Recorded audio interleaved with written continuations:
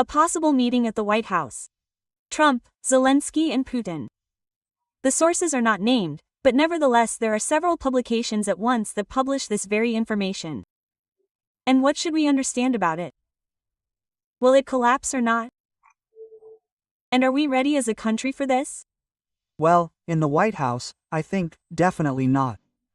Well, Trump will not meet at the White House. Well, Putin will not go. First, he will be afraid. Yes, that's right. Second, Even despite such an ambiguous attitude towards international organizations, criminal judges, actually, Donald Trump and his administration, right? Yeah. well, there are just such people who do not respect judges, who, the country should be afraid of. Well, for example, Erdogan, yes, there are no judges there, but he has already shot down a Russian plane. He shot down a Russian plane. So you have to be more careful with guys like that, because, they can go in a different direction. And, well, I think that a meeting is theoretically possible, although I think it's very unlikely, when Trump understands for sure that he's getting some kind of significant victory. Yes. When he understands that there will be no personal risks for him. Well, I mean for his reputation. Well, relatively speaking, I will clearly understand that he meets with Putin and the war stops. And he's handsome, right? Well, so far there are no such prerequisites. As long as Putin is in power, I think that he will fight, because he cannot retreat from the positions that he said a year ago. And he said, a ceasefire, a non-war ceasefire, is only possible when Ukraine leaves the 4 regions and abandons NATO. Well, of course, this will never happen. Therefore, I believe that there are no prerequisites to say that this is possible, especially now.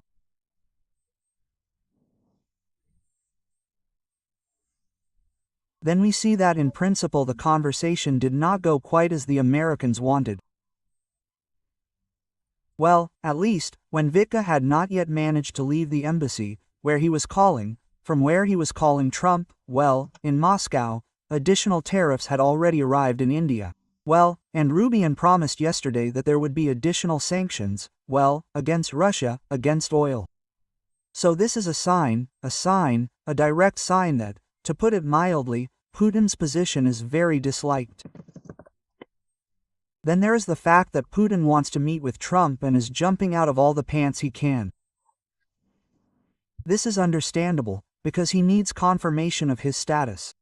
He needs confirmation of his status in front of China, including. But will Trump risking his reputation like that? It's a big question for now. I think that this is still hypothetically possible, but then, what will the conversation be about? Putin will again say what he said publicly, but he will not back down from his position categorically, because this is a matter of his internal political agenda. Because if he backs down from these words, then the farmer turns out to be weak. He gave and gave and gave. If the farmer gives and gives, it means that he needs to be removed, and in his case it ends, well, in Russian realities it ends simply with death.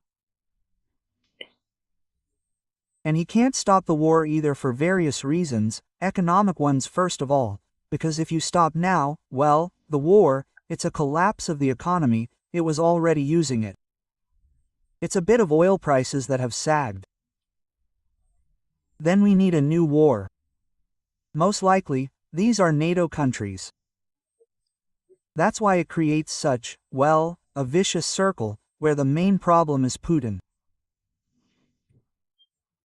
In fact, how then should we evaluate this message from Donald Trump, that he is ready to meet and contact Putin even without Zelensky? What should be the topic? And because it looks like Kirill Dmitriev, who was very happy with how the 3-hour meeting between Vitkov and Putin went, called it successful. Does this mean that these money-making economic and promising agreements on the creation of collaborations of joint ventures or enterprises under the American flag, they and what are they? Well, in order to trade under sanctioned goods. They ended before they started. Have they been put on hold or put on hold? Yes, that's it. This whole conversation is over. Trump made an agreement with a European. Europeans are buying 750 billion US energy resources. Where are the Russians here? There are no Russians here. All this is that Dmitry was offering to extract oil from the rotten Arctic. At such oil prices, even the Russians don't need it. Rare earth metals, well, you name it.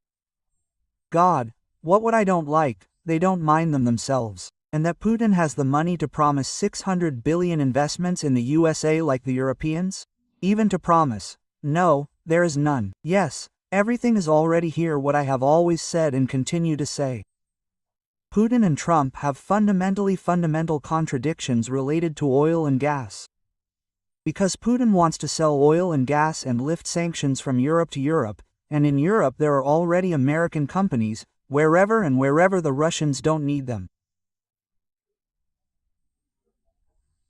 All this fuss about the fact that they will sell subsectional goods under the American brand. Well, it contradicts the systemic American business.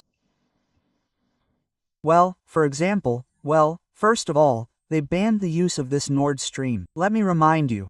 Then it contradicts the systemic one. Well, that is, we must understand that there are two different businesses. There is such a fraudulent business, well, like Vitkav, right? Let's have a trade one here, we'll build a little house, like this Roskrenergo, right?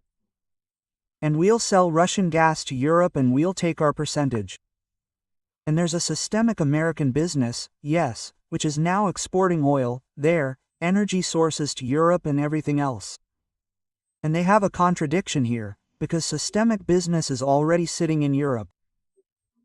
They don't need the appearance of Russians under any flag. That's one thing. Secondly, Poland, the Baltic countries, Finland, Sweden and, well, the main backbone of the EU and NATO countries, including, will be categorically against it. And therefore to say that all these air fortresses and everything else, what was being painted, they're already over. Trump has already agreed with the Europeans. That's why I don't see a subject for conversation here.